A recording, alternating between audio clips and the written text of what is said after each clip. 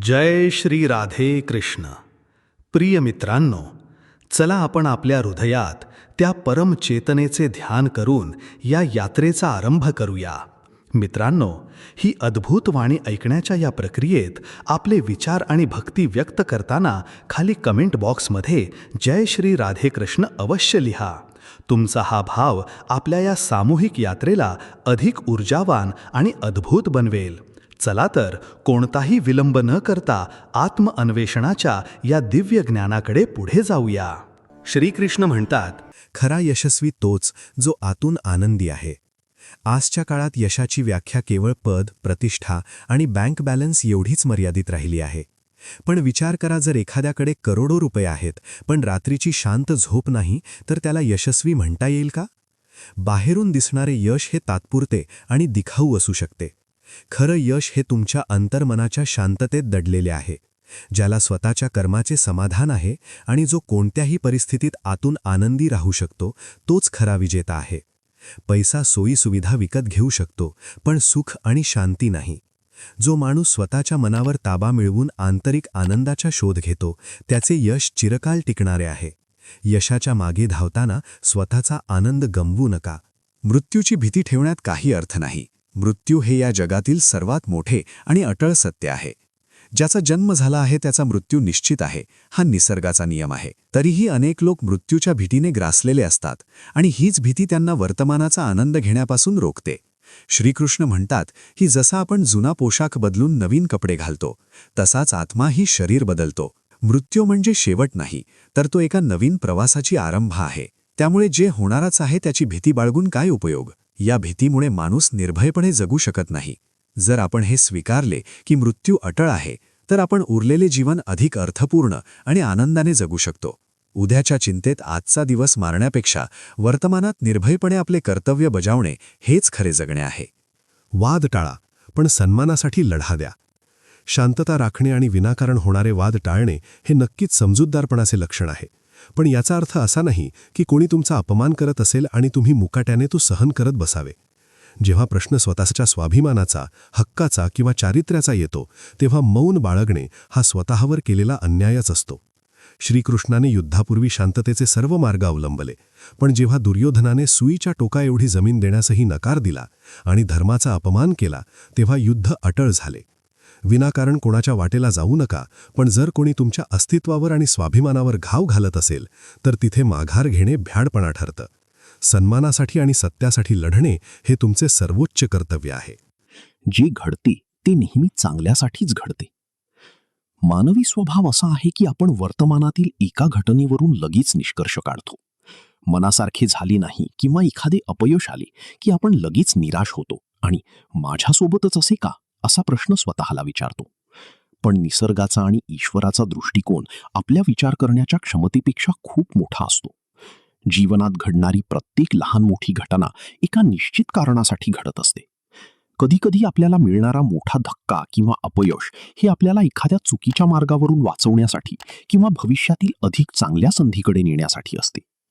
त्या क्षणी जरी ते दुःखदायक वाटले, तरी काळाच्या ओघात जेव्हा आपण मागे वळून पाहतो, तेव्हा आपल्याला नक्की जाणवते की जे काही घडले ते आपल्या भल्यासाठीच होते.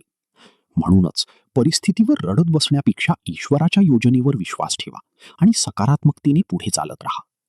राग करणारा माणूस कधीच सुखी राहत नाही. राग हा माणसाचा सर्वात मोठा आणि जवळचा शत्रू आहे.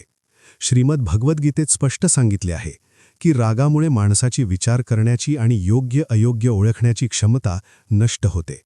बुद्धीचा नाश झाला की माणसाचा स्वतःचा विनाश अटळ असतो.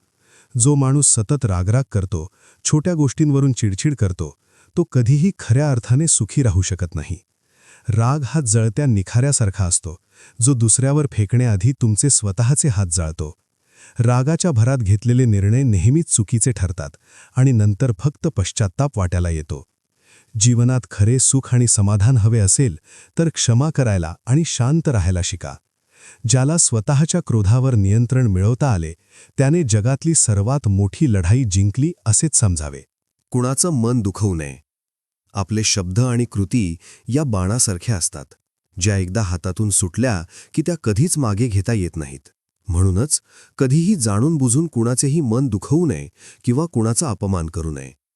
तुम्ही एखाद्याला दिलेला शारीरिक त्रास किंवा मार कदाचित तो विसरेलही, पण शब्दांनी आणि अपमानाने दिलेली जखम आयुष्यभर माणसाच्या मनात घर करून राहते. निसर्गाचा आणि कर्माचा नियम अतिशय सोपा आणि कठोर आहे. तुम्ही जे पेराल तेच उद्या उगवेल. जर तुम्ही आज दुसऱ्याच्या डोळ्यात पाणी आणले तर भविष्यात तुम्हालाही नक्कीच त्याच दुःखातून जावं लागेल.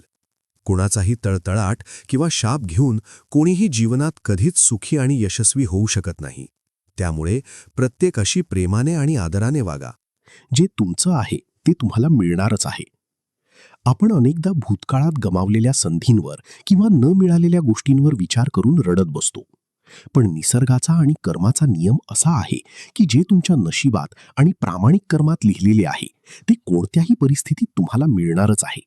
आणि जे तुमचे नाही त्यासाठी तुम्ही कितीही धडपड केली तरी ते तुमच्याकडे टिकणार नाही. अनेकदा आपण एखाद्या गोष्टीसाठी खूप प्रयत्न करतो पण ती मिळत नाही. अशा वेळी निराश न होता हे समजून घ्यावे की कदाचित ईश्वराने तुमच्यासाठी त्याहून काहीतरी मोठे आणि चांगले नियोजित केले असेल.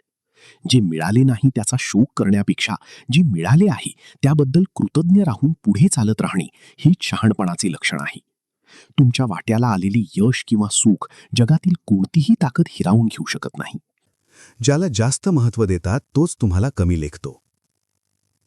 मानवी स्वभावाचा हा अत्यंत कडू पण सत्य नियम आहे की ज्या गोष्टी सहज आणि गरजेपेक्षा जास्त मिळतात त्यांची किंमत माणसाच्या नजरेत कमी होते.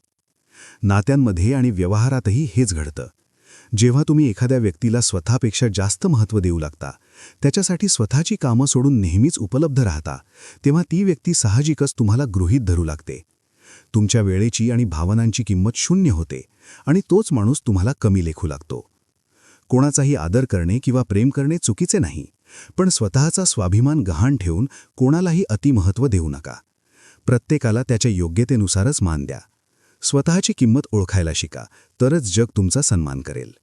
मित्रांनो, या संवादाच्या शेवटी फक्त एवढंच म्हणेन की हे आयुष्य आपल्याला परमात्म्याने दिलेली एक अमूल्य भेट आहे.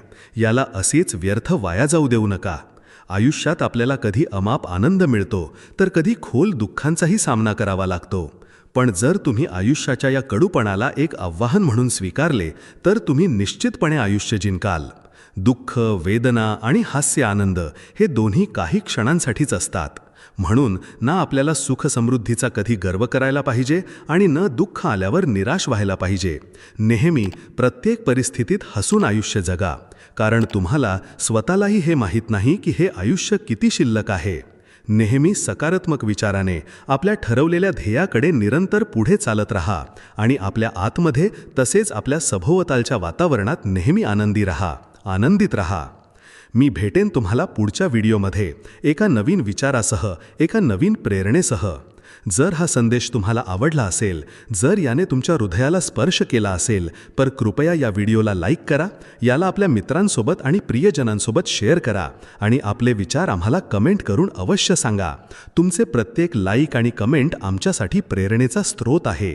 धन्यवाद.